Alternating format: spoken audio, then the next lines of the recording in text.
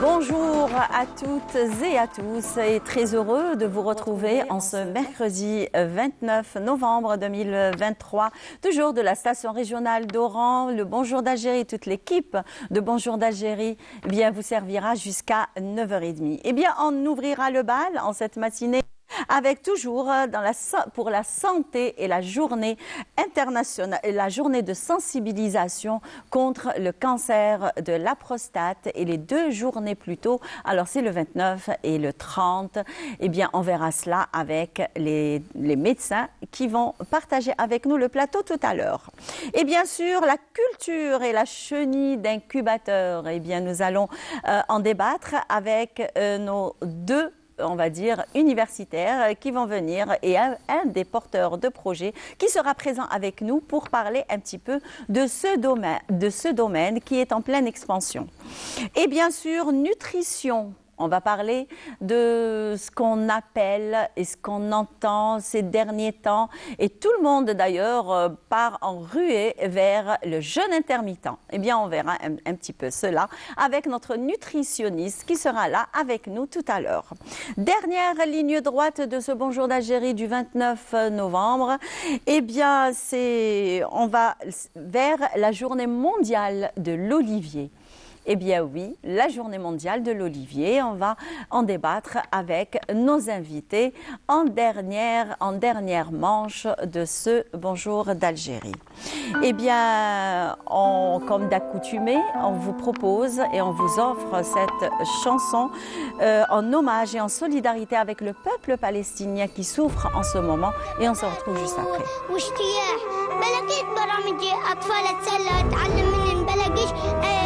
رسوم متحركة ألعاب كل تشييع جديد ولا حاملين شيء بطخه إحنا هنا لا في أكل ولا مي ولا شرب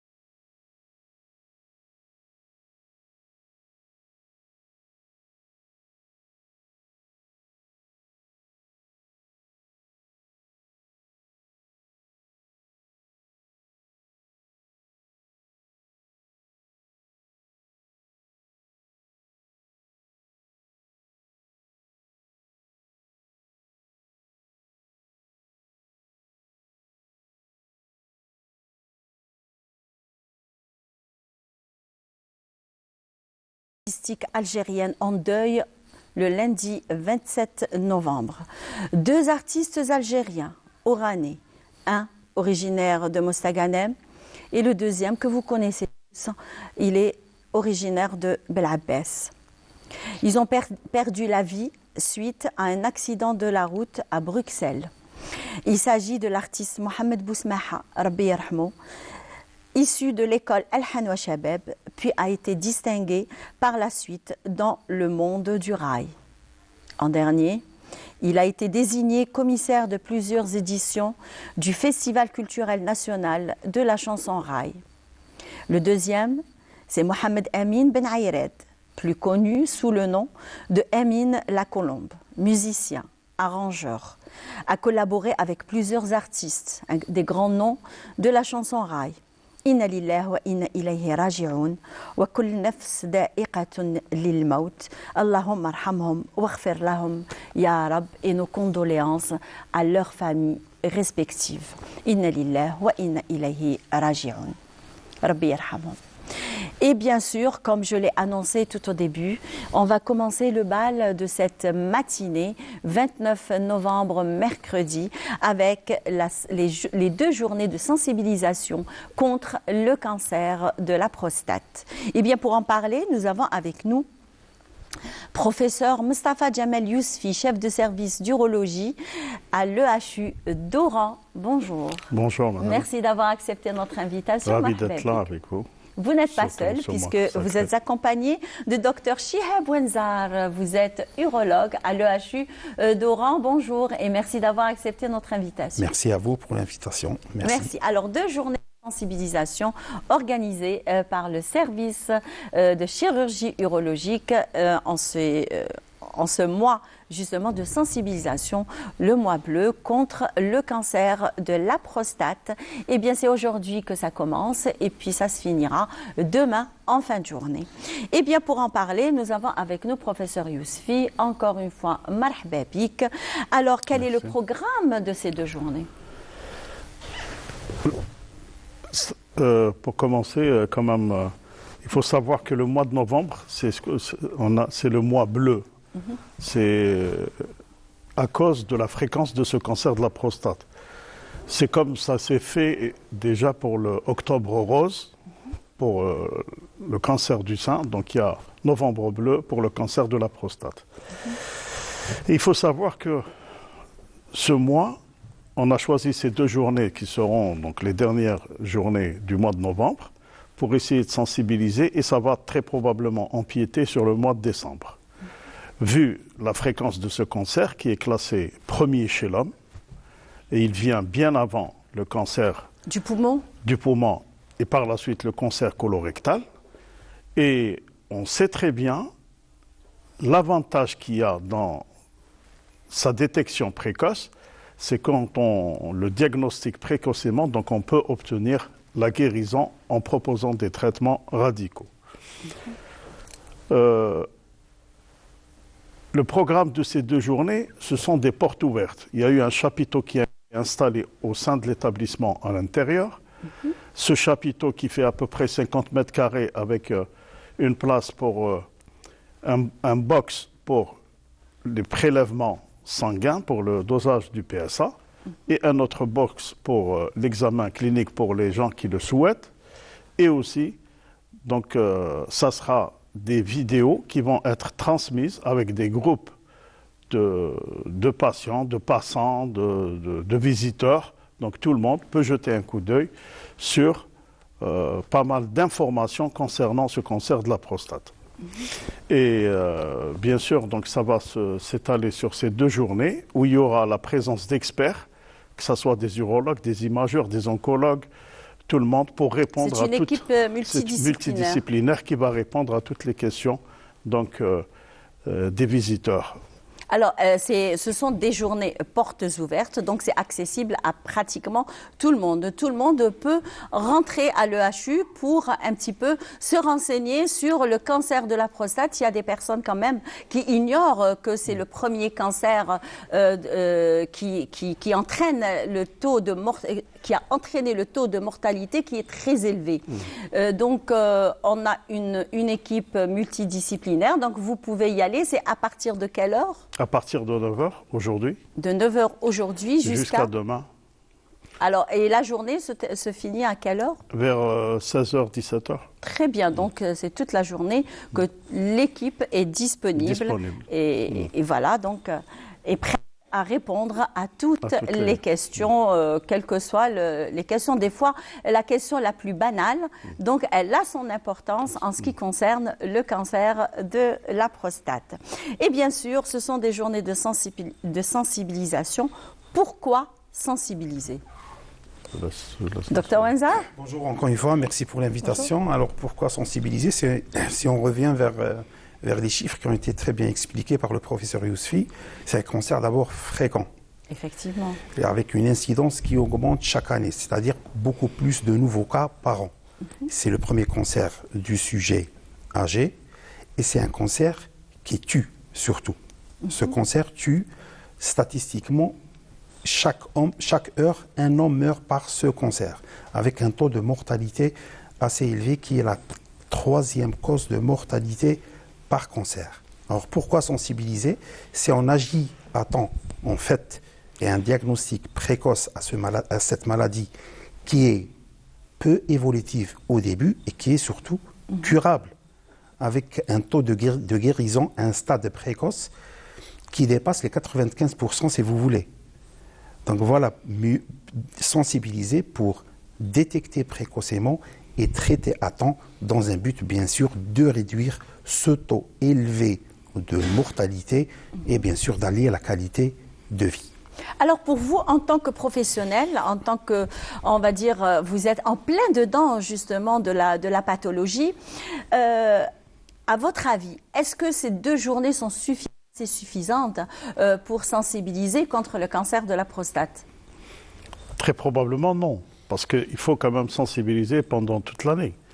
Mais on voit que au cours des années, au début c'était un cancer qui était très mal détecté, surtout en Algérie où on voyait que le taux des cancers localisés était véritablement à un pourcentage effondré. Et ce qu'on voyait, c'était des cancers localement avancés et surtout métastatiques. Donc les malades venaient à un stade très, très tardif. Par la suite, au fil des années, donc il y a eu un travail qui a duré pendant plus de 20 ans et on voit ses fruits maintenant. Parce que, par exemple, dans le service en activité, on a le cancer de prostate prend la première place. Dans les traitements chirurgicaux qu'on propose et tout. Donc on a un programme assez chargé où toutes les semaines, donc on a des patients ayant un cancer de prostate à opérer, chose qu'on ne trouvait pas auparavant. C'était tous des cancers métastatiques qui ont dépassé largement le traitement radical. Et juste, moi, on parlait un peu du sujet âgé, plus de 50 ans, je pense que c'est pas trop âgé, non? Justement, c'est jeune, plus de 50 ans, c'est jeune. Plus jeune. On peut parler de plus âgé à partir de 65 ans. Parce que plus on avance dans l'âge... Vous êtes encore jeune, professeur Youssi. Non, mais plus on avance dans l'âge, plus on fait reculer un peu l'âge de la vieillesse. Oui, voilà, oui. Et on sait que de toutes les façons, comme on dit, la jeunesse, c'est de 7 à 77 ans. Hein. Oui. Donc, mais plus de 50 ans, donc, et on a vu quand même des formes familiales peut-être qui se voient à un âge beaucoup plus précoce, donc à partir de 45 ans. Ah, très bien. Ouais. Donc, est-ce qu'on peut voir des cas un petit peu, on va dire, très rares concernant le cancer de la prostate où on y trouve dans les 20, 25, 30 ans comme le cancer de l'ovaire? D'ailleurs, on dit que c'est à partir de 45 ans, le cancer de l'ovaire, on peut commencer à s'inquiéter. La femme commence à s'inquiéter. Or, il y a eu des cas où on les a vus justement à l'EHU d'Oran, où il y avait des cas de 17, 16, 15 ans atteintes de cancer de l'ovaire et en dernier stade en plus. Est-ce qu'il y a En fait, le facteur des exceptions le plus fréquent, c'est l'âge. Plus on vieillit, plus on a le risque de faire un cancer de prostate. C'est vrai qu'il y a des cas exceptionnels à 40, avant 45 ans, il y a des cas exceptionnels. Je m'arrête à 45 ans parce que là aussi, il y a un deuxième facteur, c'est un facteur familial. Effectivement. J'allais vous poser la question, est-ce que l'hérédité joue un rôle dans le... Où il y a une implication génétique, c'est-à-dire plus on a de familles qui ont un cancer de prostate, que ce soit le père, le frère, l'oncle, et surtout le cancer du sein chez les femmes de la même famille. Parce qu'il y a un gène associé qui est impliqué. Là, on descend un peu vers les 45 ans. D'ailleurs, on dépiste cette population spécifique un peu plus précocement que la population générale. Avant 40 ans, ça reste exceptionnel. On a eu des cas vraiment, vraiment très exceptionnels qui ont été même publiés. Ah, donc, il y a une probabilité. Donc, on fait un appel justement même aux jeunes personnes, même à 35 ans, à 30, 35 ans. Donc, il faut y aller pour voir un petit peu ce qui se passe en ces 2 journées. Alors, que faut-il savoir lors de ces 2 journées de sensibilisation?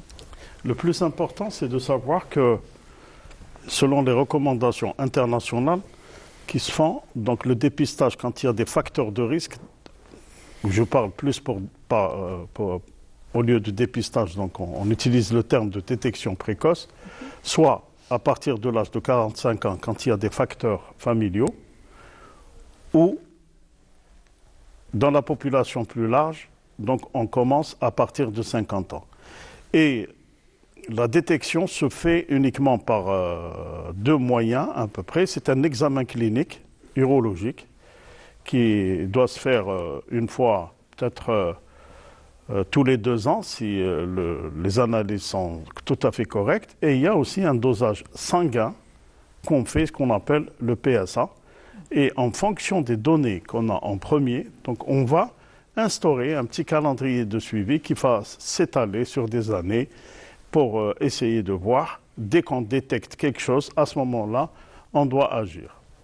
Très bien. Alors, normalement, on est en train de voir justement une photo, une image des 2 journées du 29 et du 30. Donc, le téléspectateur, même s'il ne peut pas se déplacer à l'EHU, donc il peut éventuellement voir ce qui se passe et le programme en téléchargeant, en prenant le code qui est juste en bas à votre droite pour savoir et participer un petit peu à ces 2 journées de sensibilisation. Merci à la régie, merci aussi à notre réalisateur Foued Bleha et notre assistante réalisatrice Selma Khaledi. Merci beaucoup. Et bien sûr, alors quels sont les symptômes du cancer de la prostate? Le problème est là. Il n'y a pas de symptômes bien précis. C'est que justement, il faut savoir qu'un homme sur 9, et là le chiffre est un petit peu fait peur, mais un homme sur 9 fera un cancer de la prostate durant sa vie. Ça, c'est une évidence. Et un donc, homme sur 9, même s'il n'y a pas d'hérédité de cancer. Même s'il n'y a pas d'hérédité. Donc, il faut surveiller de très près. Pourquoi on a parlé de détection précoce? C'est justement à cause de ça. Parce qu'au stade du début, il n'y a aucun symptôme au niveau de la prostate ou au niveau urinaire. Et donc, quand il y a les symptômes, ça veut dire qu'on est déjà dans un stade qui est avancé ou métastatique. Donc, et c'est pour ça que le plus important, c'est de sensibiliser le grand public en disant que si vous avez plus de 50 ans, il faut faire un check-up annuel. Il faut faire un examen urologique avec un dosage de PSA sans attendre qu'il y ait des symptômes, parce que ça pourrait être... absolument rien, donc ça se fait assez rapidement. Est-ce que les résultats, on peut les avoir sur place et... La même journée. On peut l'avoir la même journée. Et en plus, pour ces 2 journées, on a quand même instauré, avec la participation du laboratoire de biochimie, donc un dosage du PSA sur place. Donc il y aura des prélèvements qui seront faits pour les gens qui le désirent. Très bien. Et bien sûr, on continue avec vous. Alors, quels sont les examens d'exploration en général? Alors déjà, il y a un parcours qui est qui est assez particulier pour dépister, détecter et surtout diagnostiquer le cancer de prostate. Il faut d'abord passer par un examen clinique rapide, facile à faire, un petit prélèvement sanguin où on donne ce qu'on appelle le PSA, où on aura les résultats dans les heures qui suivent. Si on trouve qu'il y a un doute sur ce cancer, on passe à l'IRM prostatique, qui aussi est un examen assez spécifique. Et ensuite, cet IRM va guider un petit peu ce qu'on appelle, pour confirmer, il faut enlever des prélèvements de la prostate. Ce prélèvement ou cette biopsie qu'on appelle une biopsie, ça se fait de passer le par plus normalement, l'anapathe, c'est ça? Exactement, dans les hôpitaux. Ça ne nécessite pas une anesthésie générale ou un bloc pour ça, ou un médecin anesthésiste pour ça. Ça se fait dans tous les cabinets des médecins urologues. Et à partir de là, il y aura une confirmation par nos confrères anatomopathologistes et on va un petit peu classer la maladie par d'autres examens un peu plus spécifiques. Tout dépend des résultats de cette biopsie. Et bien sûr, la prévention se fait d'une façon, on va dire, très rapprochée, puisqu'il faut quand même consulter. Il faut, même si on ne consulte pas, il faut faire des examens, des check-up annuels. Il faut prendre cette, on va dire, cette initiative et cette tradition. Il faut le faire parce que sinon, après, quand on arrive au dernier stade, donc à quoi bon? Et après, on est en train de se rouler les pouces. Qu'est-ce qu'il faudrait faire? Et ça passera à la chimiothérapie palliative et c'est pas du tout évident. C'est ce qu'on veut justement éviter lors de ces 2 journées de sensibilisation, professeur Yousfi. C'est-à-dire, pour donner un chiffre, pour essayer, je ne veux pas être alarmiste. Non, justement, ici. Pour nous, les Algériens en général, oui. il faut nous alarmer pour qu'on puisse prendre les devants et partir pour faire des check-up de temps en temps. Mais pas plus tard que la semaine passée, on était dans un congrès international en Europe et il faut savoir que le pourcentage des cancers localisés chez eux a atteint en moyenne 70%. Des fois, il dépasse les 70%. Nous, en Algérie, on est entre 20 et 30%. Ah, donc ça va. Donc, non. Ah, non. Vous voyez que des cancers localisés, c'est-à-dire ce qu'on a, 70%, on dépasse les 70% de cancers localement avancés métastatiques. Ah, on dépasse les 70%, d'accord. J'avais mal compris. Des stades véritablement tardifs. C'est pour ça qu'il y a tout un travail à faire pour la détection de ce cancer. Et ce qui nous intéresse le plus, c'est de faire reculer un peu le curseur des cancers avancés vers les cancers précoces, où on peut agir et faire beaucoup de choses. Alors, je pense que justement, c'est quand on se retrouve devant un stade très avancé, devant n'importe quel cancer, on ne parle pas uniquement du cancer de la prostate, je pense que c'est la faute beaucoup plus du malade que de quelqu'un d'autre. Parce que des fois, nous, quand on est malade, par exemple, on a un teint pâle, on a une asthénie, une forte asthénie, on a des vertiges, on ne s'alarme jamais. Les Algériens en général, je ne vous incrimine vraiment pas, mais on parle la vérité, c'est-à-dire on parle de la chose telle qu'elle est.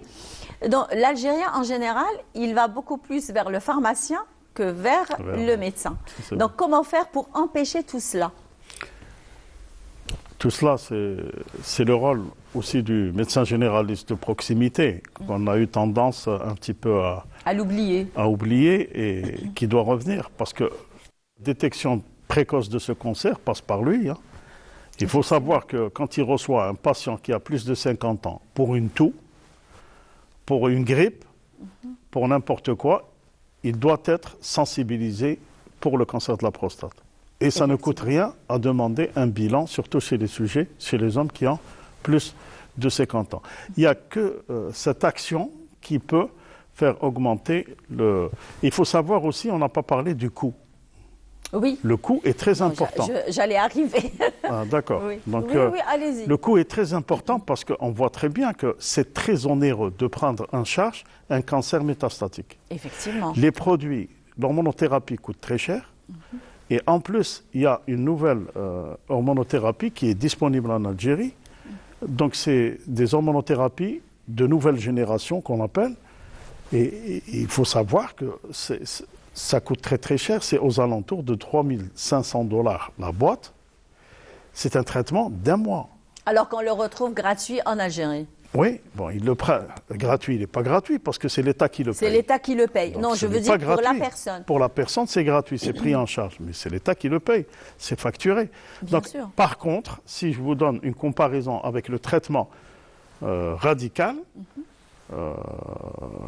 surtout le traitement chirurgical, donc fait à temps, on obtient la guérison, souvent, Effectivement, assuré, et par d'ailleurs. la suite, donc c'est une intervention qui va se dérouler et qui va, le prix de revient à l'hôpital ne va pas dépasser, je ne sais pas, on calcule la raison, on a calculé 70 000 dinars, comme ça a été fait, le prix était fixé pour la prise en charge des étrangers. En urologie, c'est 70 000 dinars la nuitée, donc ça se passe sur 2 journées. Donc on voit que ça ne dépasse pas les 150 000 à 200 000 dinars. Et donc par rapport à la première facture, où on a Effectivement, oui. un gain immense pour la santé. Déjà, on a un gain de santé, un gain de temps, un gain de, on va dire, de coût, Bien sûr, justement de coût. parce que c'est minime, et un gain de vie, on va dire. Bien sûr. Bien sûr. Donc, quels sont les facteurs de risque d'un cancer de prostate? On l'a dit tout à l'heure, le facteur le plus important, c'est l'âge. Vient ensuite le facteur familial, dont on avait déjà parlé, avec les implications génétiques. Il y a aussi un grand facteur, le facteur ethnique. La population africaine est une population à risque, il faut dire, de cancer de prostate. Pourquoi? Les facteurs, on ne le sait pas d'ailleurs. On ne le sait pas. Il y a aussi la population aussi asiatique, mais on ne le sait pas sûrement. Il y a une réponse génétique à ça. Ça, c'est sûr. Les facteurs acquis sont exceptionnels. Il y a de la recherche qui est en train de se faire. On a incriminé un petit peu l'environnement, l'alimentation, bien sûr. Le climat? Le fait, non, le climat n'est pas vraiment incriminé, rien n'a été prouvé. Il y a des recherches sur le fait de manger beaucoup de viande, de produits laitiers, peut-être, mais rien n'est confirmé à ce jour. Il y a de la recherche qui se fait et peut-être qu'on aura des réponses dans les années qui suivent. Donc les facteurs de risque sont beaucoup plus pas acquis, d'accord, sont déjà héréditaires, l'âge et les facteurs aussi ethniques. Quel conseil donneriez-vous à des personnes, on va dire, qui sont saines, et afin d'éviter justement le cancer de la prostate? Je pense. Un malade qui arrive vers vous, quel est le conseil que vous lui donnez? En fait, il n'y a pas beaucoup de choses à prévenir. Hein. Si vous revenez vers les facteurs, Voilà. C'est la prévention.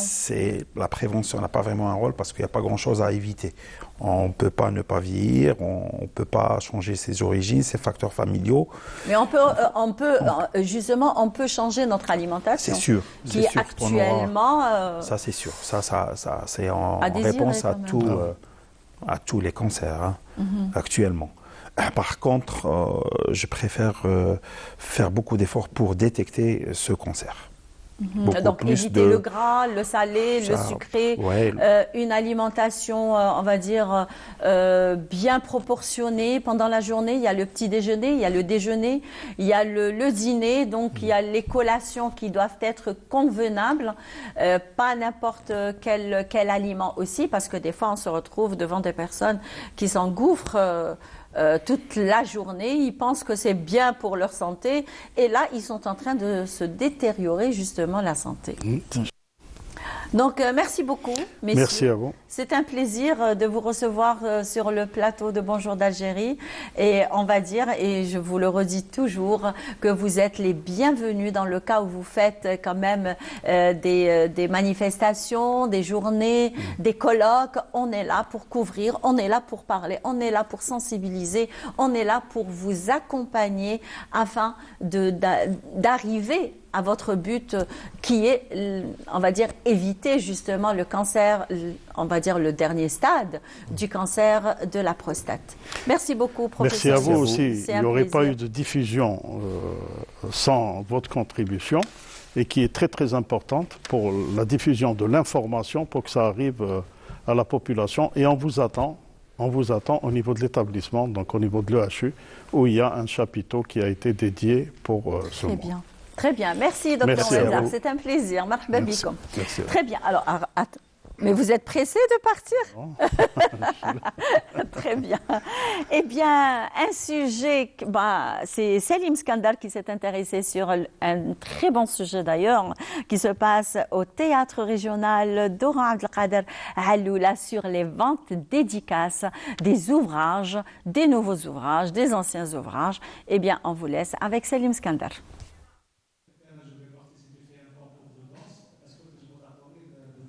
Les férus de la littérature avaient rendez-vous la semaine dernière au théâtre régional d'Oran avec la jeune écrivaine Menel Benchouk, une artiste musicienne qui vient d'ajouter une nouvelle corde à son arc, ou plutôt à son kanoun.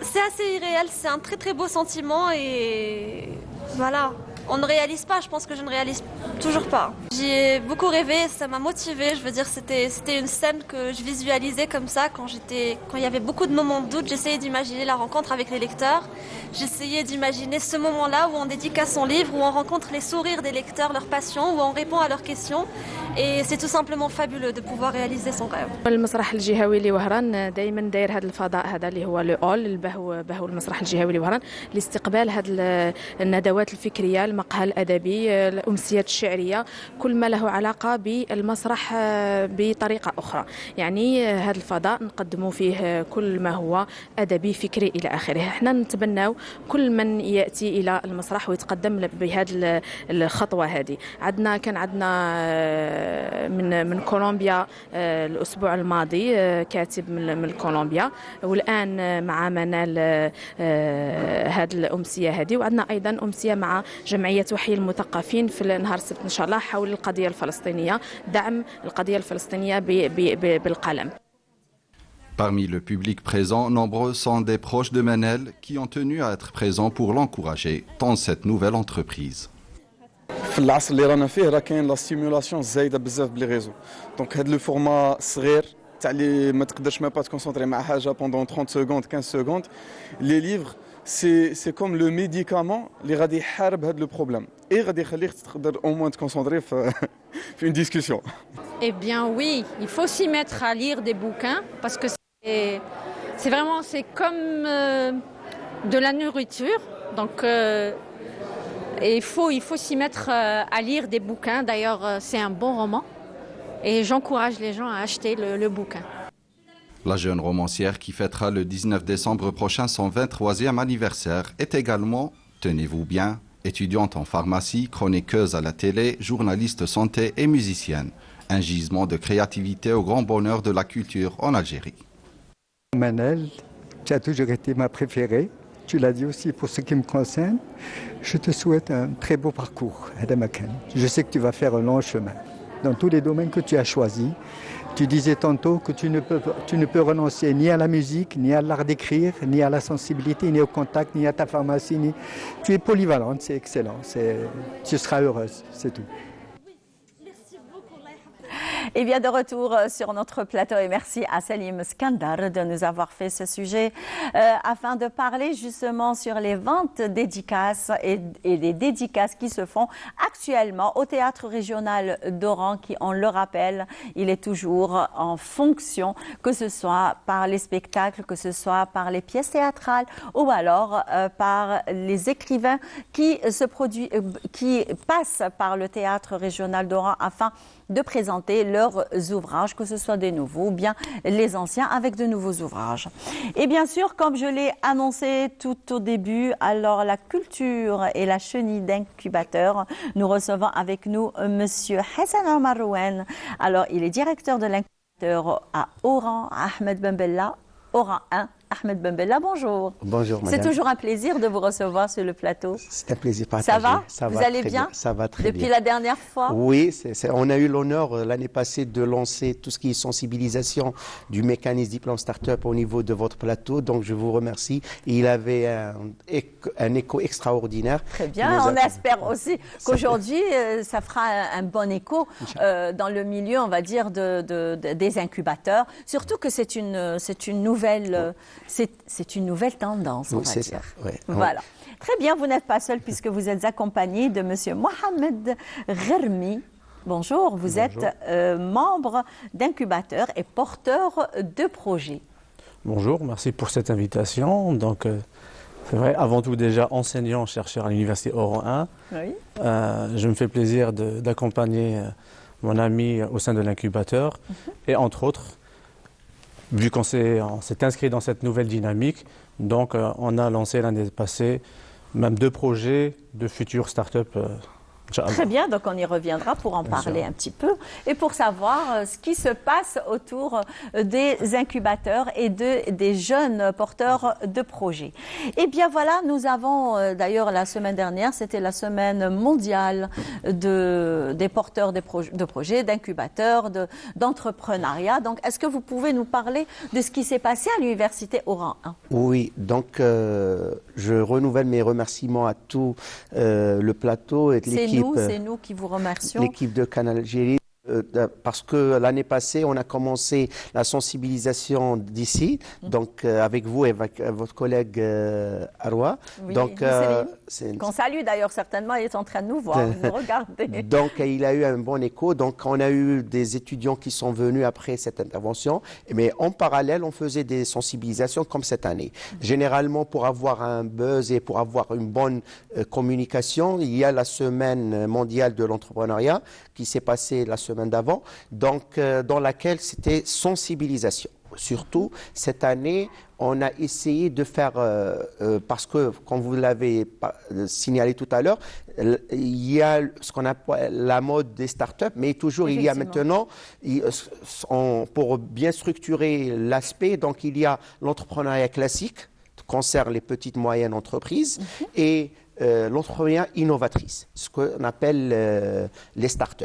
C'est pour cela, au niveau de l'Université Oran 1, sous la direction de monsieur le recteur de l'Université Oran 1, on a établi un programme qui est dirigé vers les étudiants en finalisation, c'est-à-dire en licence, en master et en doctorat, mais même les étudiants en cours leur processus. Donc c'était des formations, des sensibilisations, des portes ouvertes. On a eu des conférences, des journées thématiques, des cafés thématiques. Alors puisque vous me parlez justement des journées thématiques et des cafés thématiques, alors quelles sont les thématiques que vous avez abordées lors de ces journées? C'est ça. Donc quand je reviens parce que maintenant, l'objectif, c'est récent, c'est d'inculquer à nos étudiants l'esprit entrepreneurial. On change le mindset. Parce qu'avant, on formait des étudiants pour qu'à la fin, quand ils terminent leur formation, ils préparent un CV. Maintenant, on essaye de chercher un emploi. Et le problème qui se pose, c'est le chômage. Maintenant, on essaye de leur changer le mindset, c'est-à-dire à la fin, ils préparent un plan d'affaires. Effectivement, pour son projet et un business model Canva. Donc ça, c'est pour créer une entreprise et qui fait recruter d'autres étudiants et d'autres personnes. Là, je vais vous couper, mais on y revient. Là, c'est que vous êtes en train d'encourager les étudiants que vous pouvez faire votre propre projet avec ou sans argent, on va dire, parce qu'il y a quand même des porteurs de projets juste où ils sont en train de mettre en place des plateformes justement sur des smartphones. C'est ça, oui. Voilà, c'est pour cela d'où le principe de l'incubateur. L'incubateur, c'est quoi? C'est une structure d'accompagnement. Il va incuber comme un incubateur d'une graine. Donc l'étudiant qui vient avec son idée, mais parfois ses idées, comme une graine. Donc, on essaye de faire pousser cette graine en plantule en plus. Donc, c'est pour cela, c'est le même principe. Il vient avec l'idée et on essaye de structurer l'idée parce qu'il y a une formation, la génération d'idées. Ensuite, on va voir s'il a les compétences entrepreneuriales. C'est pas tout le monde qui peut être Justement, j'allais vous poser la question, comment se fait la validation justement des projets, du modèle d'incubateur? C'est ça. Donc, il vient l'étudiant avec une idée. On va faire une sorte de screening et on va voir s'il est fait pour l'entrepreneuriat ou pour être salarié. S'il est fait pour l'entrepreneuriat, on va voir quel type de son idée, soit une idée classique, on va l'orienter vers les petites entreprises, et si c'est une innovation, vous avez parlé d'application maintenant, on a des compétences LIBER au niveau de l'université, des jeunes qui développent des plateformes, des applications, des outils technologiques avec l'intelligence artificielle. Ah oui, là c'est qu'ils ont vraiment envahi carrément le net avec l'intelligence artificielle. Maintenant, en plus, ça intègre toutes les spécialités. La preuve, on a un projet, 2 projets qui fait intégrer. Je vais y aller vers lui. Par rapport à ça, donc il a intégré tout ce qui est intelligence artificielle dans le domaine pharmaceutique et biotechnologique. Justement, oui. C'est pour cela. Donc c'est intéressant. C'est pour cela. Le processus, pour revenir à le processus, on accueille l'étudiant, on va voir ses compétences. S'il est fait pour l'entrepreneuriat, on va l'orienter. Entreprise, petite entreprise ou start-up. Pourquoi? On va parler après par rapport au financement. Parce Justement. que l'idée, si elle tend vers la petite entreprise, le financement c'est l'ANAT, maintenant on parle de SNEDA, la nouvelle structure, et si elle tend vers les start-up, c'est l'innovation, c'est l'ASF, Alger Startup Fund. On peut revenir sur ça par rapport au financement. Oui, bien sûr. Alors, par rapport au financement, justement, pour qu'ils puissent un petit peu comprendre quelle est la différence des deux. Très bien, oui, c'est ça. Donc, on revient par rapport à l'entrepreneuriat classique. Oui. Entreprise de production de services standards qui existent dans le marché. Donc, on va l'orienter vers petite entreprise, moyenne entreprise. Donc, il va ramener après les formations, le coaching et tout ça, il va ramener les besoins et on va l'orienter vers l'ANAD. Donc, c'est le dispositif d'aide, c'est l'Agence nationale d'aide et développement de l'entrepreneuriat, d'appuyer le développement de l'entrepreneuriat. Il va préparer son dossier. On va contacter, nous, au niveau maintenant, le 23 novembre, on a eu la sortie du décret présidentiel concernant les CDE, Centres de développement de l'entrepreneuriat au niveau de l'incubateur, de l'université. L'université Oran 1, maintenant, elle a son CDE, le Centre de développement de l'entrepreneuriat, et elle a son incubateur. Le premier, il s'occupe de l'entrepreneuriat classique, tout ce qui est petite entreprise, et l'autre, les startups. Donc, et ça va commencer l'accompagnement. On va l'orienter vers l'ANAT. On va faire, c'est une soumission en ligne, on va l'aider à la faire. On va prendre en contact avec l'ANAT et fixer un rendez-vous avec le porteur de projet. Et après, c'est les démarches au niveau de la banque, etc. Donc, actuellement, l'étudiant, tout est bénef quand il finit son cursus étudiantin. C'est ça. Le problème, c'est au début, il faut un financement, il faut un accompagnement. D'où l'intérêt de la création de la tutelle. Donc, notre ministère, il a pensé à faire bénéficier nos étudiants à un accompagnement. Avant, ils prennent leur diplôme et ensuite ils commencent à la démarche. Ils sont désorientés. Oui, le registre du commerce, l'ONSEJ, la CASNOS, tout ça, donc c'est des dispositifs. Pour eux, c'est très difficile. Maintenant, tout est regroupé au niveau de l'incubateur. Ah ben voilà. Donc tout est réseauté avec l'implication du rectorat, au niveau du rectorat, les vice-recteurs, et on a des conventions avec toutes ces structures, avec un cahier de charge annuel et tout ça. Très bien. Alors là, je m'adresse à vous, Monsieur Rermi. Alors vous êtes déjà professeur à l'université, Oran 1 Ahmed Ben Bella, et bien sûr porteur de projet, et vous en avez 2.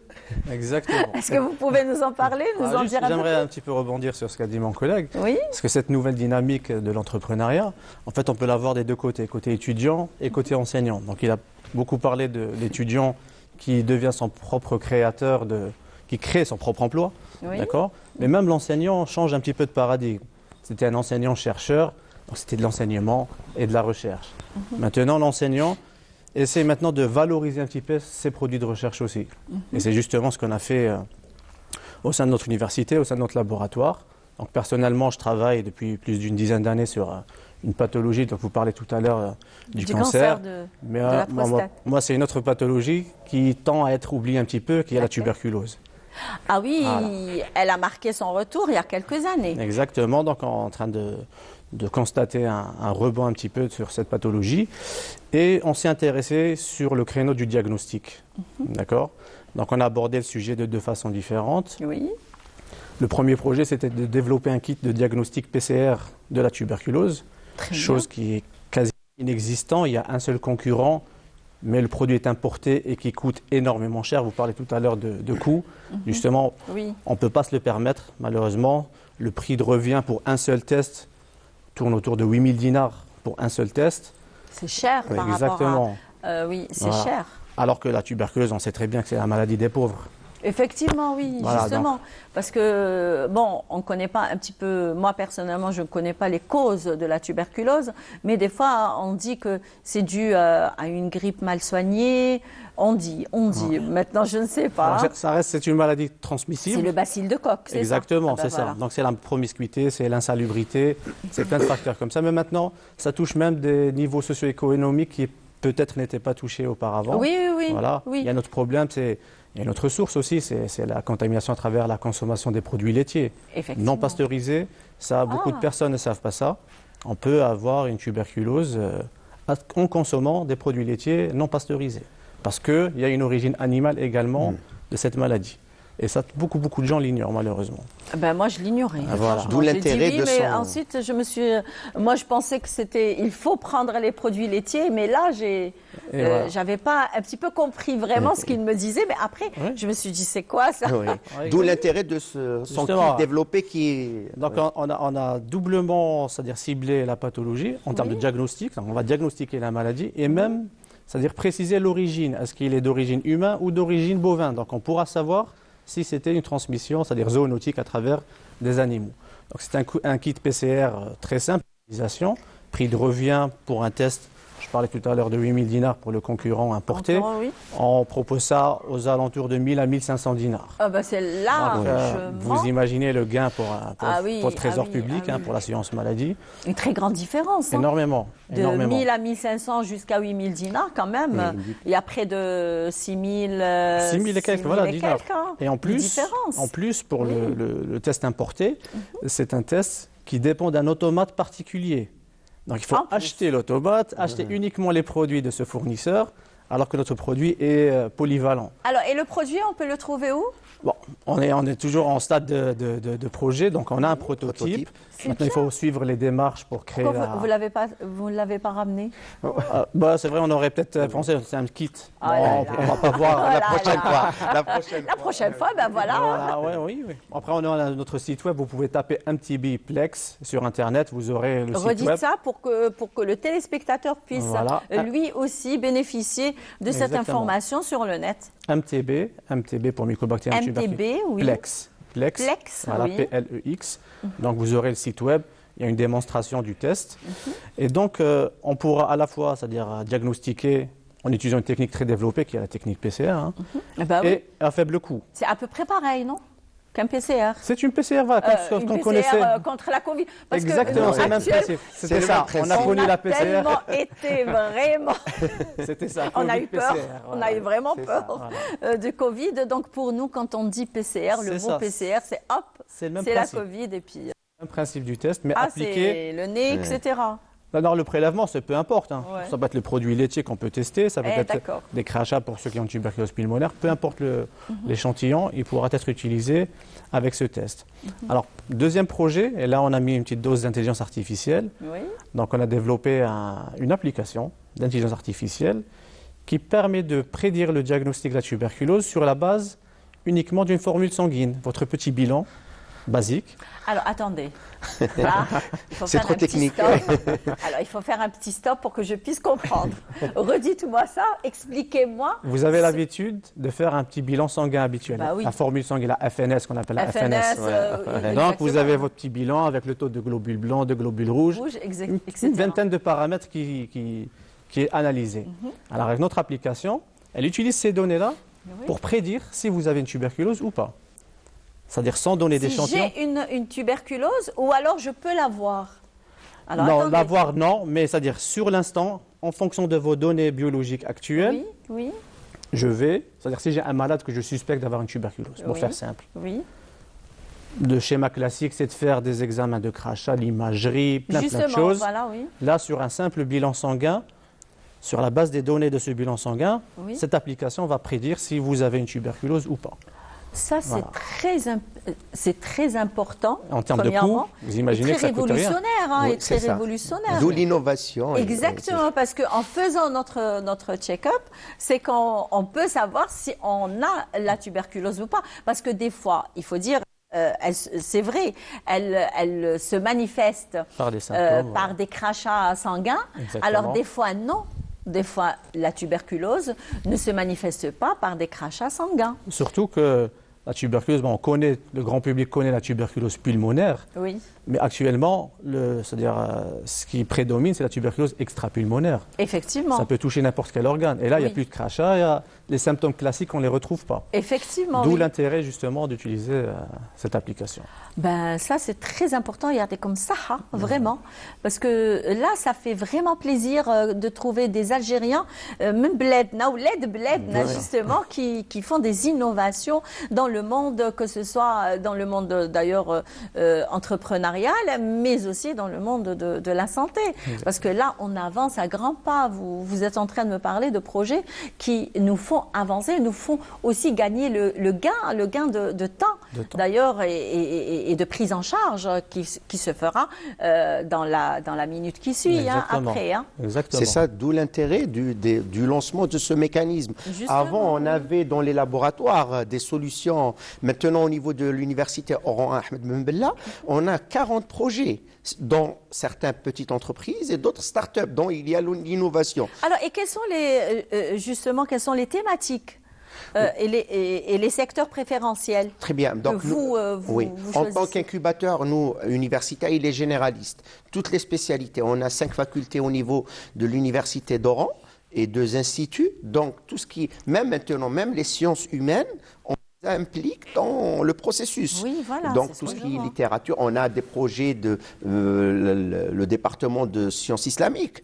Un jeune qui a développé une plateforme numérique, il a les compétences de développement et tout ça. Donc, même, il n'y a pas que le technique ou le médical. Oui, Donc, voilà. tous les secteurs. Dans On tous a les secteurs, la faculté de sciences exactes, faculté de sciences de la nature de la vie, faculté de médecine, sciences humaines, les arts, arabes et arts, l'institut de traduction et l'économie. On a une formation au niveau de l'ISTA, l'Institut national de technologie appliquée.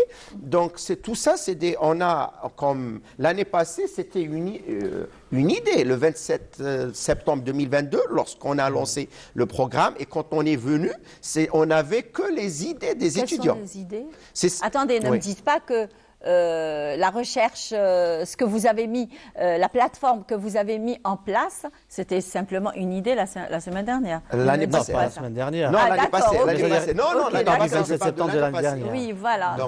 Donc l'année passée, on a reçu des idées des étudiants et de leurs encadreurs. Et durant l'année, on a développé. mettre sur, Maintenant, on a des prototypes et on est en train de les accompagner parce qu'il y a la pré-incubation, l'incubation et la post-incubation. Donc, ils sont assistés à la semaine mondiale au niveau, avec la présence de Monsieur le Président. Donc, ils ont présenté. oui. Donc, il y avait un grand événement qui a été organisé. Donc, nos étudiants, ils ont présenté leurs projets, leurs prototypes. Aussi, lorsqu'il y a des salons, ils sont présents.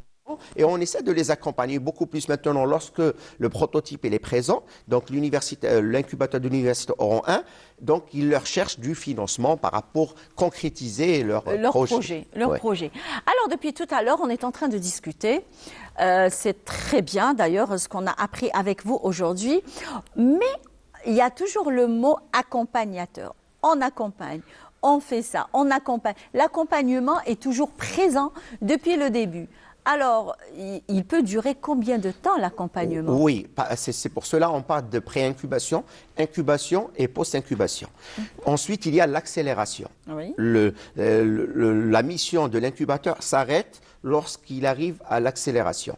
Maintenant, l'étudiant vient avec l'idée. Donc, on a les premières 6 mois, c'est de transformer son idée en un prototype. Oui. On part de un projet en bonne et due forme. C'est ça, une première version. Ouais. Ensuite, la deuxième, après les 6 mois, on lance la preuve, on a le projet, on essaie de l'améliorer. Oui. Et pour l'améliorer, pour le prototypage, il faut du financement.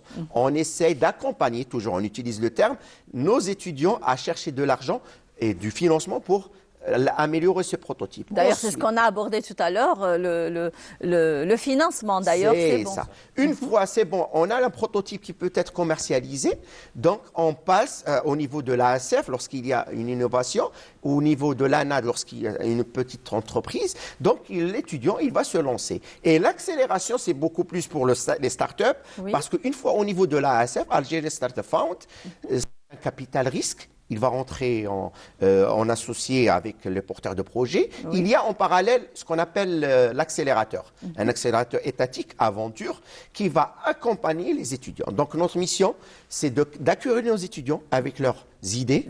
Oui. On va les accompagner jusqu'à avoir le prototype. On va leur chercher du financement et ensuite ça va accélérer au fur et à mesure. Donc c'est ça l'objectif de notre structure au niveau de l'université.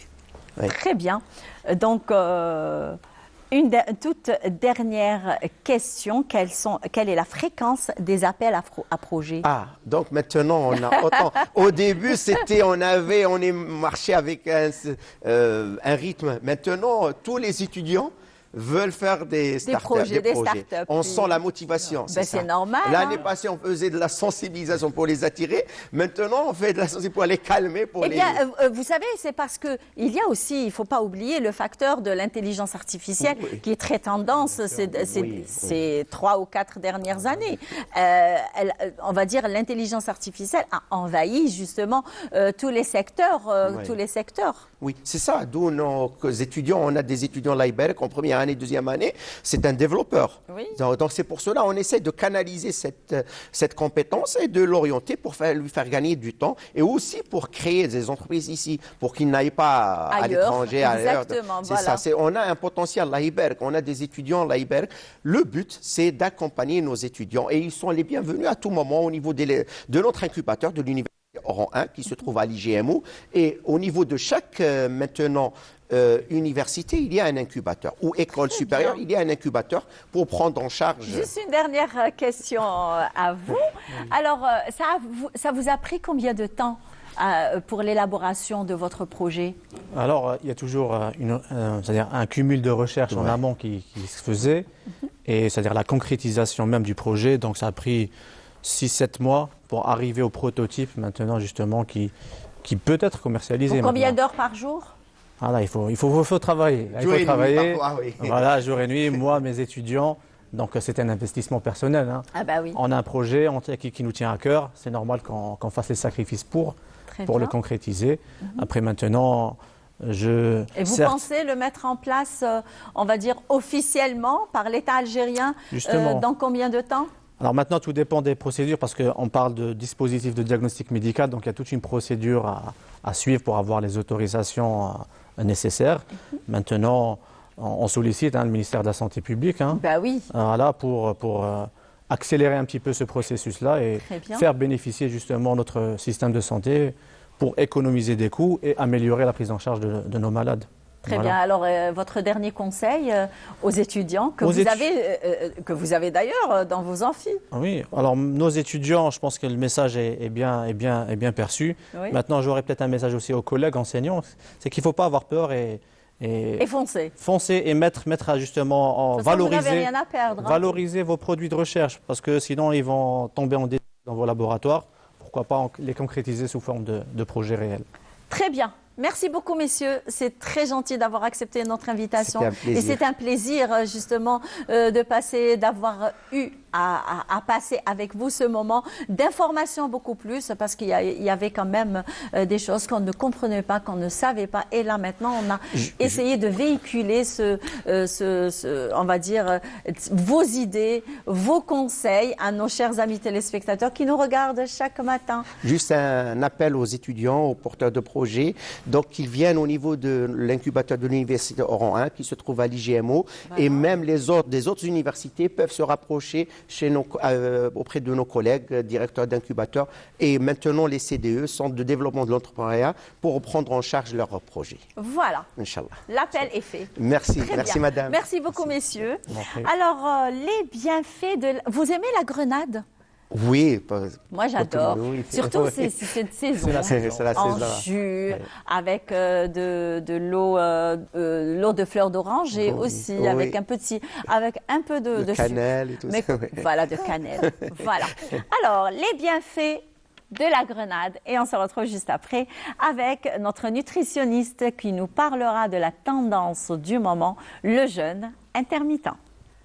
Aliments importants contiennent 2 composés végétaux ayant des propriétés médicinales puissantes, a des effets anti-inflammatoires impressionnants, aide à combattre le cancer, peut baisser la pression sanguine, peut aider à combattre les douleurs articulaires, peut diminuer le risque de maladies cardiaques et améliore la mémoire.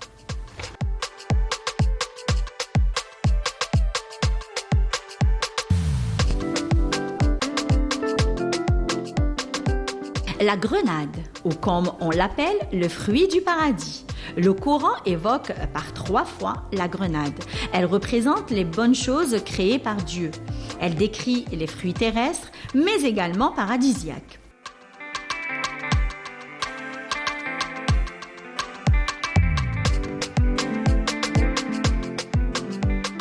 C'est le fruit du grenadier, un arbre originaire de Perse et récolté depuis plusieurs siècles sur tout le pourtour méditerranéen et fut cultivé il y a plus de 5000 ans.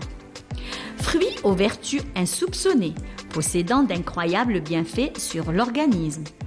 La grenade, un fruit de couleur vif dont la forme ressemble à une pomme, dotée d'une écorce épaisse et non comestible. La grenade se compose de plusieurs vitamines, minéraux et antioxydants naturels.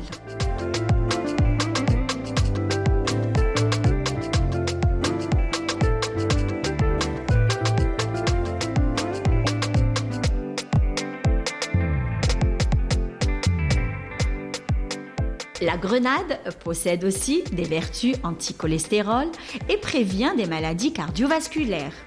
Prévient également le cancer. Renforce les os et les articulations. La grenade est excellente pour la mémoire et l'effet du jus de grenade sur le cerveau est incontournable. La grenade prévient l'apparition de la cataracte, prévient et répare les problèmes de peau.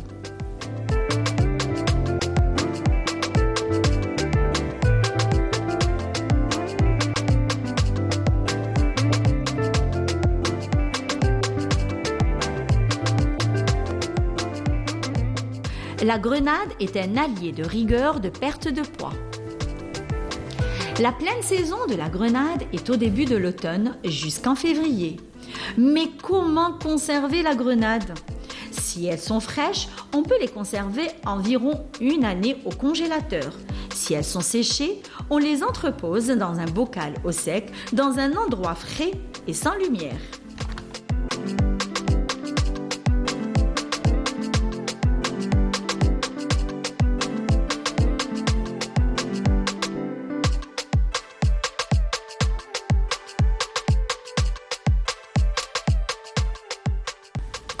Cuisiner et déguster la grenade. Les pharaons utilisaient la grenade fraîche pour préparer un jus doux aux saveurs de framboise. Aujourd'hui, on déguste ce fruit nature à la cuillère, en salade, en sorbet, en jus ou encore, et non pas le moins célèbre, un sirop de grenadine traditionnel ou bien sûr en confiture. On trouve aussi ce fruit doux sous forme de poudre en assaisonnement de salade, de sauce, marinade de viande, riz, gâteau ou encore accompagné de bons légumes.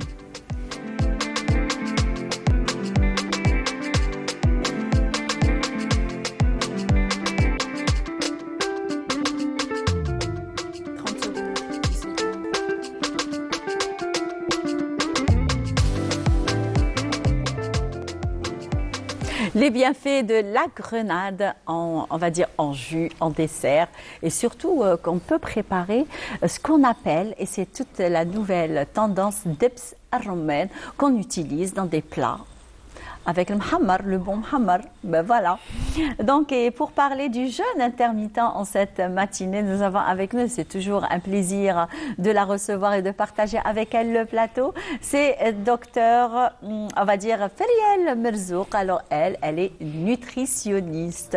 Bonjour. Bonjour. Ça va? Ça va, merci. Vous allez bien? Excellent, merci. Ça y est, on s'est habitué à vous. Hein.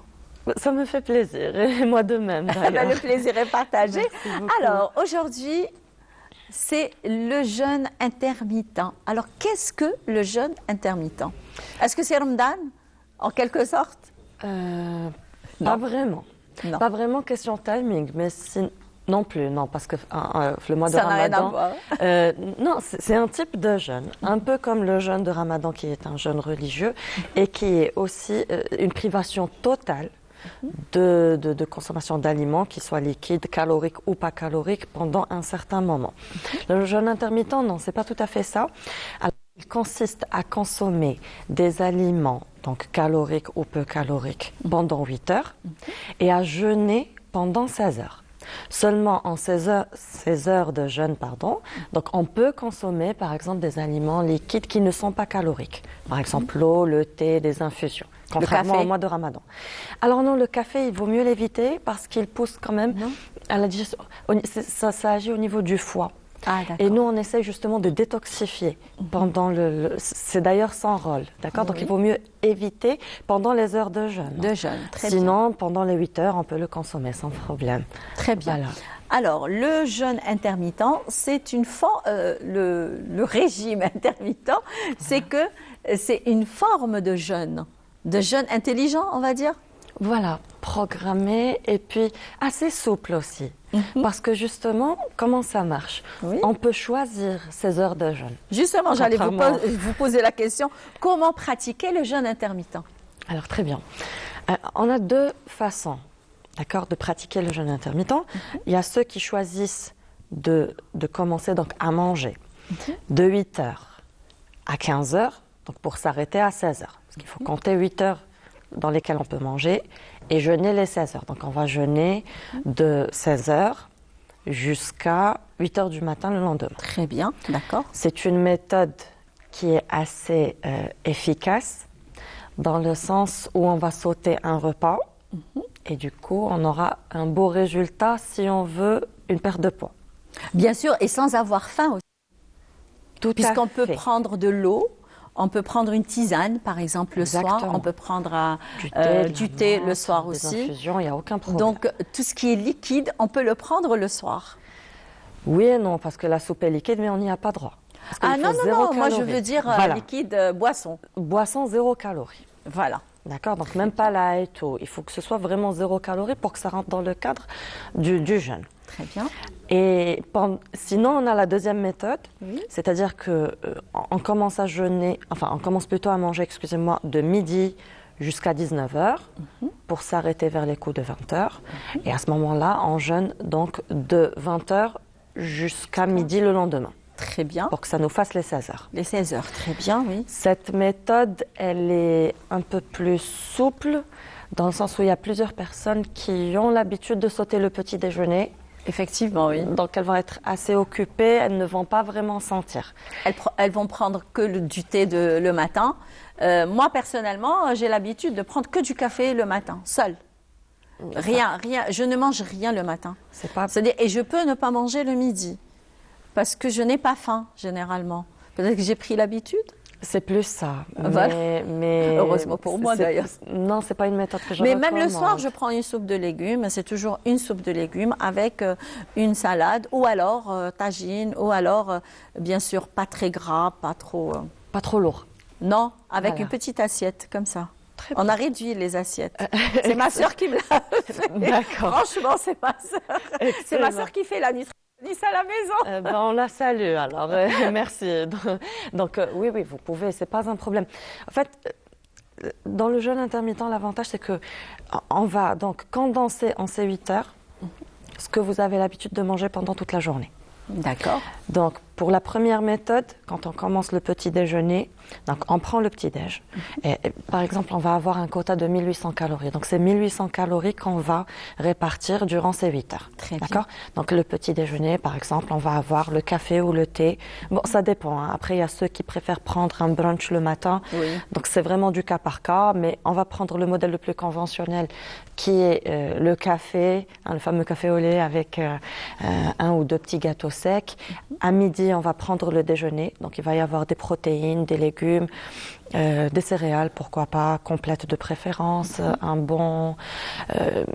une bonne source de gras, d'accord. Donc, ça peut être, généralement, c'est de l'huile d'olive ou bien des oléagineux, un fruit et un produit laitier. D'accord, donc fromage, yaourt, etc. Et puis à 15h, là, on peut jouer. Bien sûr, 0%, le fromage, le yaourt, etc. Ou alors on peut, un autre Tout dépend de votre objectif. Très bien. Si vous le faites pour une perte de poids, donc on va avoir un déficit calorique, donc il vaut mieux éviter tout ce qui est gras, donc on va agir vers les 0%, enfin... Voilà, 0% matière grasse ou bien 3 à 4. Hein. Minimiser le maximum, voilà, le taux de matière grasse. Après, si c'est juste pour le bien-être ou pour détoxifier, donc on peut aller voir un peu plus, il n'y a pas de problème, 12%, c'est pas un souci. Donc ça dépend vraiment de votre objectif. Très bien. Et puis on revient donc au repas de 15h. Donc là, on peut faire une espèce de salé-sucré si vous voulez. Donc on peut, si vous voulez, dîner plus tôt.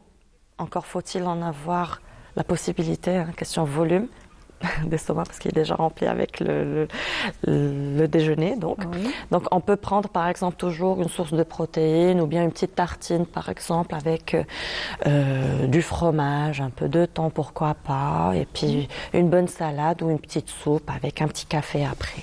Voilà. Très bien. Alors, justement, il y a une collègue qui travaille à la régie et qui me pose la question, est-ce qu'un diabétique peut faire le jeûne intermittent? Non. Non, je ne recommande pas.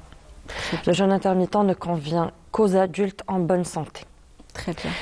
Un diabétique, il peut tomber dans l'hypotension. Exactement, dans l'hypoglycémie. Excusez-moi, parce que je pensais justement même aux hypertendus. D'accord, non. Hypoglycémie, donc non, je ne recommande pas.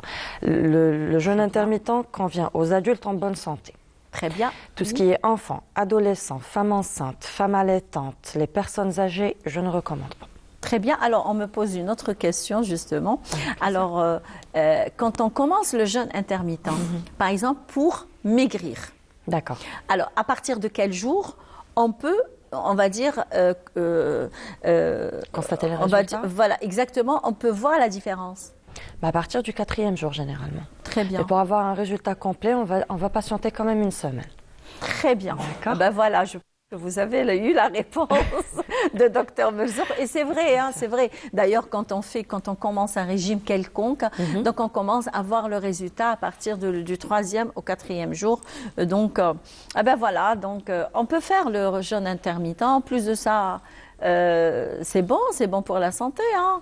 Quand on prend des tisanes, généralement. Alors là, tout dépend encore une fois de la durée. Oui. Si on le fait à court terme, oui, il a des avantages. Combien de temps? Ça dépend voilà, aussi... la durée du jeûne intermittent. Ah ben voilà. Ça dépend encore une fois de votre objectif. Si vous le faites pour une perte de poids, donc là, on va aller une semaine, voire un mois. Mais après, il faut toujours casser un petit peu le rythme pour reprendre. Casser. Alors, le rythme qu'on casse, on peut c'est-à-dire, quelle est la durée, justement, quand on casse le rythme après un jeûne intermittent? Ça dépend de combien de poids vous voulez perdre. Ah, d'accord. Si on a 5 kilos à perdre, oui. et que, comme par Magie, on les a perdus les 2 semaines, les 2 premières semaines. Khalas, on stabilise. Ah, très bien. Si c'est plus de 5 kilos à perdre, donc là, hein, on va aller tout doucement. C'est-à-dire, on va être à l'écoute de son corps. Très bien. Et puis généralement, ce jeûne intermittent, lorsqu'il est pratiqué sur le long terme, il a des inconvénients justement. Ah. Je vais citer d'abord les avantages et revenir aux inconvénients. Alors attendez, avant de Oui. procéder, avant de citer justement les inconvénients et les avantages, c'est qu'on me pose une très bonne question. On me dit, est-ce que dans les 8 heures permises, est-ce qu'on peut se permettre, tout se permettre pour manger? On peut manger n'importe quoi et n'importe... Là encore, une fois, ça dépend de Ça votre dépend objectif. de l'objectif. Si vous le faites pour Parce vous... que la personne qui m'a posé cette question, elle adore le chocolat. Donc moi, je pense que c'est à cause du chocolat qu'elle est en train de me poser la question. Oui, enfin, ça dépend de Je son ne vais pas objectif. citer le nom. Hein. D'accord. Ça dépend de son objectif. Si elle le fait pour une perte de poids, on va encore une fois avoir un régime qui est hypocalorique. Donc le chocolat, elle pourra se le permettre, mais donc réduire, par exemple prendre à 75% de cacao. Voilà, c'est toujours moins sucré que le chocolat, au lait, noir. Bien. Voilà, on va basculer vers le chocolat noir. Par contre, si c'est juste pour détoxifier, oui, elle peut manger ce qu'elle veut, il n'y a pas de problème. Voilà. Mais elle n'aura pas de perte de poids en parallèle. Ah ben voilà. Donc à vous de choisir. Hein. Tout à fait. Le chocolat, Ou la prendre ce que silhouette. vous voulez, ou perdre du poids et faire la taille 36. C'est ça. Non, pas 36 quand même. Voilà, un 38-40, c'est déjà bien. Un 38-40, c'est déjà bien. Il ne faut pas dépasser les 40. Hein. Voilà, Il faut faire idéalement. attention. Voilà. Donc, et là, les inconvénients et les avantages du jeûne intermittent. Alors, l'avantage du jeûne intermittent quand il est pratiqué en court terme, c'est qu'il permet de ne pas avoir de carence. C'est important. Et aussi de ne pas se fatiguer. Parce qu'on a quand même les 3 à 4 repas, ça va. On a aussi donc une amélioration de la digestion, du sommeil, de la qualité de la peau. Ça donne du tonus. Et on a aussi en parallèle une perte de poids. Les inconvénients lorsqu'il est pratiqué sur le long terme, c'est justement que ça peut induire des carences et une fonte musculaire. Et ça, c'est pas bon. Voilà. Parce qu'on va aller puiser du glucose qui est dans le sucre, du glucose qui est dans le muscle, voilà. Et donc, c'est pas bon, d'accord. Il est important de garder sa masse musculaire, c'est important. Et puis aussi, ça désociabilise. Pourquoi ? Parce que surtout lorsqu'on fait donc du petit déjeuner jusqu'à 16h, après on peut être invité ou bien carrément se retrouver pour un repas familial le soir et puis être privé parce qu'on est en jeûne intermittent, vous voyez. Donc ça, c'est pas très pratique, c'est par rapport à ça. Mais sinon... Alors, vous voulez savoir ce que je fais, moi, quand je pratique? Oui, je ne le pratique pas du tout, mais quand on fait, par exemple, attention à nous, et puis on est devant un repas bien copieux, en famille et tout, c'est très difficile de leur dire « je suis en régime ». Alors, on prend avec une petite quantité. Je prends, mais avec une petite quantité. Oui, c'est toujours mieux. Après, et sans pain. De préférence. Voilà. Après, ça dépend. Si c'est moi je le dis à mes clientes, si c'est une occasion rare, vous êtes invité à un mariage ou une réception, vous pouvez choisir, vous choisissez l'aliment. Surtout quand des fois c'est des gâteaux. Et puis vous avez vu les gâteaux qu'on présente actuellement, c'est des bibelots. Plus des gâteaux. Exact. On n'a pas envie de les abîmer, oui, voilà, de les et toucher. sinon voilà. Alors là, il y a une espèce de curiosité. Peut-être que la personne ne va plus jamais revoir ce gâteau-là. Oui. Il ne faut pas se frustrer. Prenez-le. Voilà. De préférence. Voilà. Et après, il y aura d'autres méthodes pour compenser. Une petite activité physique ou marcher, on va dire 20 minutes, 25 minutes. 30 par jour 30 minimum. par jour, c'est beaucoup mieux. Voilà, ça c'est le minimum. C'est juste pour le système cardiovasculaire. On commence à brûler du gras au-delà de 30 minutes d'activité. Donc ça dépend des écarts. Ça, c'est vrai, vous avez raison. Hein. Voilà. Vous avez vraiment raison. Hein. Et puis, donc, sinon, si c'est quelque chose qu'on a l'habitude de voir, on peut faire abstraction. On a fait le régime. Et après, quand on stabilise, et qu'on réintègre donc progressivement tous les aliments supprimés pendant le régime et que ça y est, la personne, c'est bon, elle a maintenu son poids santé ou bien le poids dont elle a voulu arrêter le régime, là après elle pourra reprendre. Voilà, et l'avantage c'est qu'elle ne reprendra pas les kilos perdus. Eh bien voilà, vous ne reprendrez pas les kilos perdus, donc vous pouvez vous lancer au jeûne intermittent, mais avec précaution. Tout à fait. Voilà. Tout à fait. Très bien. Merci beaucoup, Feriel Mesur. C'est un plaisir. Eh bien, à la prochaine fois avec un autre sujet. Pourquoi pas la stabilisation? D'ailleurs, je propose dès maintenant. Eh bien voilà, la stabilisation. D'accord. La semaine prochaine. Voilà. Très bien. Voilà. Comme quand je suis. Marhaba. Marhaba bina. Merci très beaucoup. bien. Avec Merci beaucoup. plaisir. Alors, on vous offre une très belle chanson en solidarité avec le peuple palestinien, mais avant cela, alors je tiens à saluer une personne qui nous regarde chaque jour, que ce soit le Bonjour d'Algérie d'Alger ou d'Oran, ou alors de Constantine. Alors c'est Tata Fatiha qui est à Yasmine 2, au quartier Yasmine 2, et je suis certaine à 100% qu'elle est en train de nous regarder devant son petit café du matin. Donc on vous fait un bisou et bon petit déjeuner et j'espère que vous passez un bon moment avec nous, et je vous offre cette chanson en solidarité avec le peuple palestinien qui souffre en ce moment. Rabbi faraj alayhi, Inch'Allah.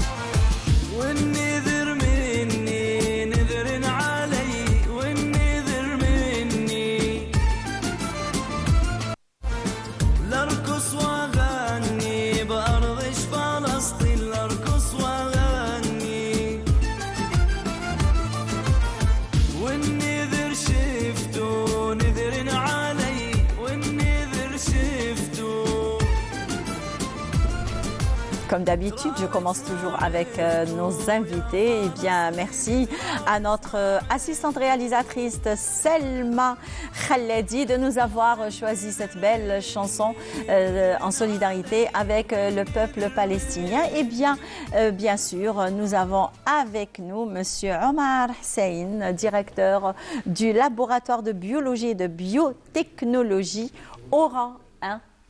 Ahmed Bembella, bonjour. Bonjour madame. Ça va? Ça va très bien. Vous allez bien? Très bien. Alors déjà, le motif de votre présence avec nous, c'est la journée mondiale de l'olivier. De l'olivier, exactement, oui. Cette semaine, on a célébré justement cette journée et donc on a voulu marquer cet événement à notre échelle, bien sûr à l'université et spécialement au laboratoire, par fédérer un petit peu les spécialistes, et on a lancé des pourparlers pour justement accompagner le secteur socio-économique qui est actif dans ce domaine. Très bien. Voilà. Alors, est-ce qu'il y a eu un événement pour célébrer justement la journée mondiale de l'olivier? Justement, il y avait une initiative à lancer un salon, mais je pense un salon, c'est quelque chose d'un petit peu... C'est colossal. Et donc, il a été judicieux de le repousser peut-être l'année prochaine. Pour bien le préparer. Et donc, justement, c'est ça, c'était ça la démarche. Et donc, on se donne rendez-vous l'année prochaine. Et si on va le coïncider avec la journée mondiale de l'olivier, qui correspond au 26 novembre. Le 26 novembre, exactement. Très bien. Alors déjà, quelle est l'importance de planter les oliviers?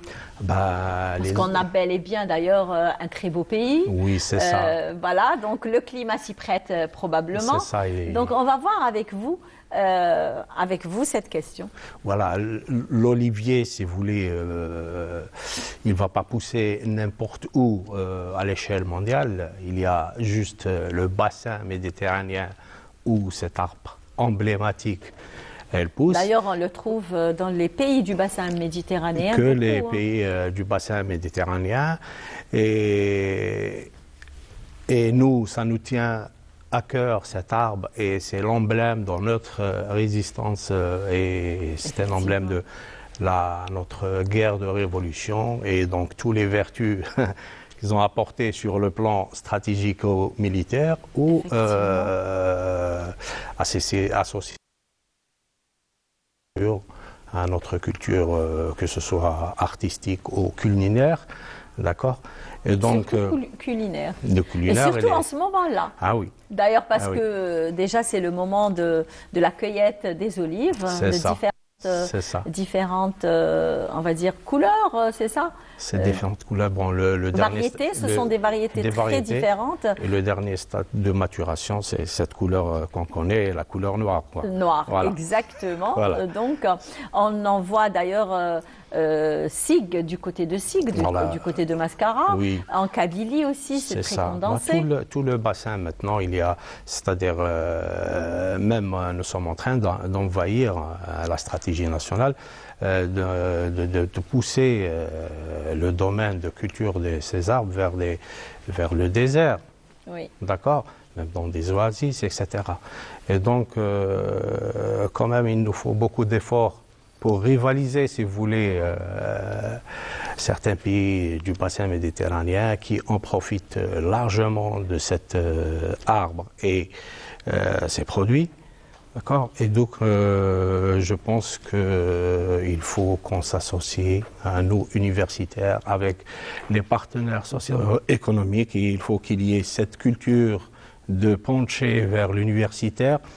On ne va pas dire qu'il est le seul à apporter des solutions, mais quand même, il a sa contribution, comme vous avez eu tout à l'heure avec les invités. Et d'ailleurs, Oussad Gharmi, il est membre du laboratoire et on essaye de fédérer tous ces efforts dans ce sens, d'accord, de apporter des solutions à la société et de justement s'incruster dans cette dynamique de diversifier les ressources nationales en dehors des hydrocarbures.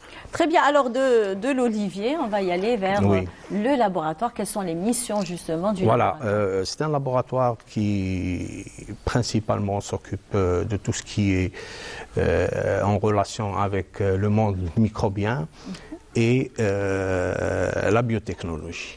D'accord? Et donc, une des missions, une des équipes que nous avons au laboratoire, elle a largement accusé une expérience en matière d'interaction avec l'olivier, l'arbre, d'accord? Et donc, on propose des solutions à nos partenaires socio-économiques dans le sens où on peut aller jusqu'à la production de plants. Oui. Et c'est des plants pas par le système classique, c'est-à-dire pour les produire et dans le temps, on faisait jusqu'à 3 ans. Nous, on a développé des outils qui nous permettent, au bout de 3 mois, on a des plants. D'accord? Et donc, ces plants, justement, qui vont servir à envahir les surfaces, et ces plants vont être choisis par rapport aux variétés qui ont leur poids sur le plan économique et sur le plan qualité, que ce soit le produit ou l'huile d'olive qui en découle. D'accord?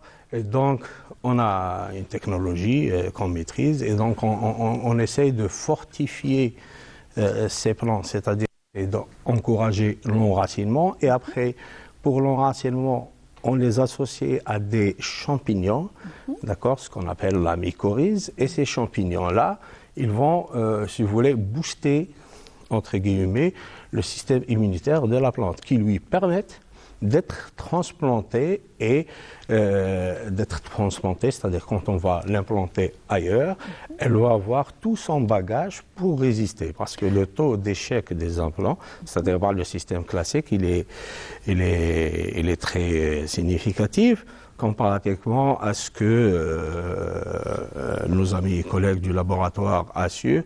Il est réduit à 5% de taux d'échec, c'est-à-dire on a 95% de réussite de ces implants.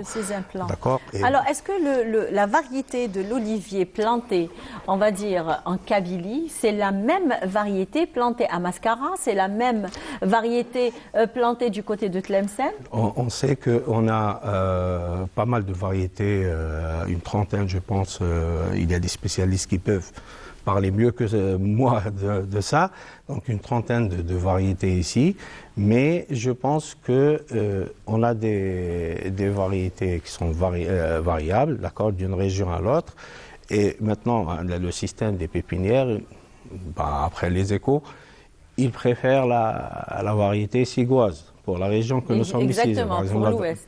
La variété ségoise, mais ça n'empêche que on peut, avec l'expertise qu'on a, c'est-à-dire de sélectionner des variétés qui sont mieux adaptées à des régions qui sont côtières par rapport à des régions qui sont un petit peu reculées.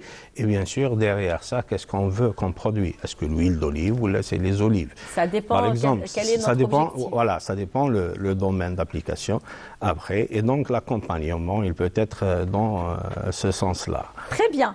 Merci beaucoup. C'est très gentil d'avoir accepté notre invitation. Marhaba bikom. C'est moi. Et puis, en cette matinée, c'était la matinée de Aura Ahmed Ben Bella. Marhaba bikom à tout moment. Avec plaisir. Donc, merci d'avoir accepté notre invitation. Merci à toute l'équipe qui m'a accompagnée en cette matinée. Je le rappelle, on est mercredi 29 novembre. On se retrouve mercredi prochain à la même station, sur la même chaîne, à la même heure, 8h.